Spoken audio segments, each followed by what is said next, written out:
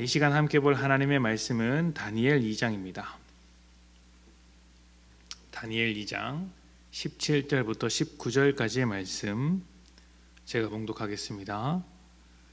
이에 다니엘이 자기 집으로 돌아가서 그 친구 하냐냐와 미사엘과 아사랴에게 그 일을 알리고 하늘에 계신 하나님이 이 은밀한 일에 대하여 불쌍히 여기사 다니엘과 친구들이 바벨론의 다른 지혜자들과 함께 죽임을 당하지 않게 하시기를 그들로 하여금 구하게 하니라.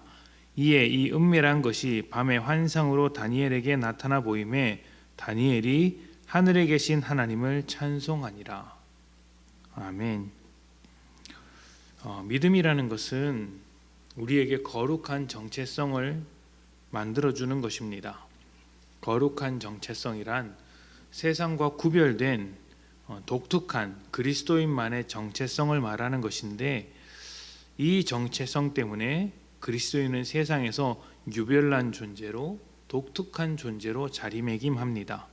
예를 들면 남들 다 쉴 때 나와서 예배를 한다든가 기도를 한다든가 그렇게 하고요. 또 사랑이 없는 곳에서 사랑하는 사람이 되기도 합니다. 또 모두가 찬성하는 문제에 대해서 때때로 반대를 이야기하는 사람이기도 합니다. 왜 이런 일이 일어나냐면 정체성이 다르고 삶의 지향점이 다르기 때문에 궁극적으로 같이 있을 수 없는 것이죠. 그런데 같이 있을 수 없다는 것을 오해해서 정체성이 다른 것을 증명하지 않고 세상에 대해서 배타적인 태도로만 살아가는 사람들이 있습니다. 교회에 소속되어 있느냐 아니냐로 선을 긋고 우리 편이 아니면 다 적이다 이렇게 생각하는 것이죠. 적은 어떻게 해야 합니까? 무찔러야 하지 않습니까? 그래서 교회가 폭력적인 일을 하기도 하며 절대 달려서는 안 되는 집단 이기주의라는 꼬리가 달리기도 합니다.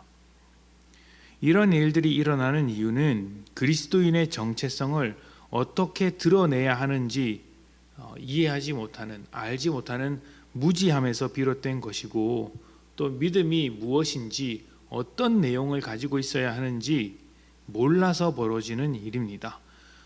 믿음이라는 내용도 모르고 그 내용을 제대로 갖추고 있지 않아서 이런 일들이 일어난다는 것이죠.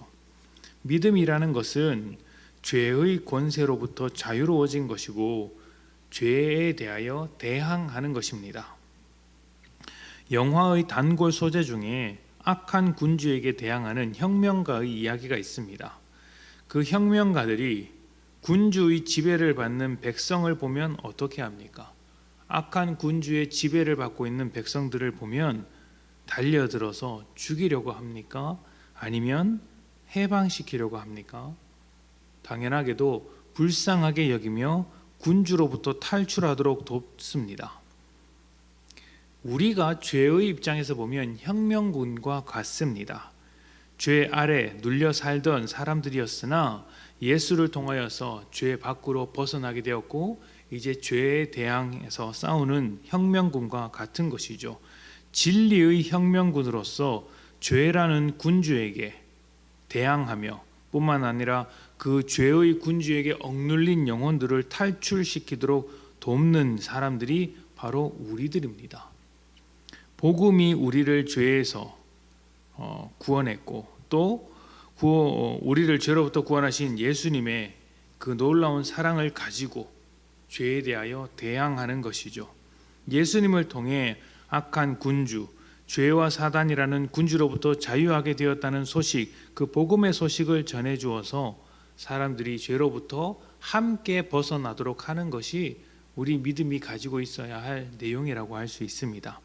그렇기 때문에 믿는 자는 죄와 죄의 원리, 공중권세 잡은 사단에 대하여는 단호하게 싸워야 하지만 그 아래 고통을 당하고 있는 사람들에게는 긍휼한 마음이 있어야 합니다.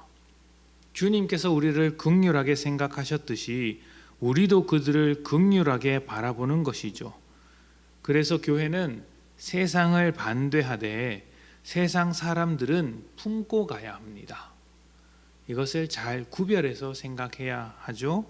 세상 권세, 세상 공중 권세 잡은 사단에 대해서는 철저하게 반대하되 그 아래서 고통을 당하고 있는 죄의 삶을 살고 있는 세상 사람들에 대하여는 긍휼한 마음으로 품고 가야 한다는 것이죠. 받아주어야 합니다. 한 영혼이라도 받아서 주님의 사랑과 은혜를 알게 해 주어야 하는 것입니다. 다니엘은 바벨론 사람들에게 둘러싸여 살았습니다.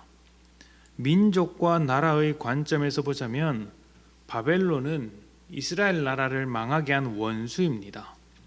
원수라면 망하게 하는 것이 옳죠. 적으로 생각한다면 맞서 싸우는 것이 옳습니다. 그러나 다니엘은 자기의 일을 훌륭하게 수행해서 바벨론이 번성하는 데 힘을 보탭니다. 바벨론의 신하로서 자기의 일을 정말 훌륭하게 해내죠. 자기 나라를 망하게 한 바벨론을 건강한 나라로 만들어가면서 그 바벨론의 번성에 더욱더 힘을 보탰다라는 것이죠. 그뿐 아니라 바벨론의 지혜자들이 위험에 처해 있는 지금 이 순간, 왕의 꿈을 해석하지 못해서 죽을 위기에 처한 이 순간, 그들과 함께 살기 위하여, 그들과 함께 죽지 않기 위하여 친구들과 같이 하나님께 기도했습니다. 다니엘이 보여준 모습이 우리 주님께서 십자가에서 보여주신 모습과도 같습니다. 다니엘이 꿈을 통하여서 하나님의 말씀을 듣게 되었을 때 그 다음 이야기가 지혜자들을 죽이러 가는 그 군대 장군을 잡아 세우고 저 사람들을 죽이지 말고 나를 왕으로 데리고 가라는 이야기입니다. 믿는 자는 이런 모습을 보여야 하는 것이죠. 자기를 찌르는 자를 용서해달라고 하신 주님의 그 사랑을 본받아서 나의 원수마저도 품는 사랑이 있어야 한다는 것입니다. 세상을 품는 모습이 있어야 한다는 것이죠. 우리가 주님을 닮고 교회가 주님의 뜻을 따른다면 품지 못할 사람은 없습니다. 없어야 합니다. 세상을 덮고도 남을 만큼의 사랑을 우리가 가지고 있는데 우리가 덮지 못할 사람이란 누구입니까? 우리를 반대하는 사람일지라도, 교회를 반대하는 사람일지라도 그가 죄 가운데 붙잡혀 있다는 것을 이해하고 있기 때문에 그 붙잡힌 인생을 긍휼하게 생각해 주며 끝까지 사랑하는 자리까지 갈 수 있는 것이죠.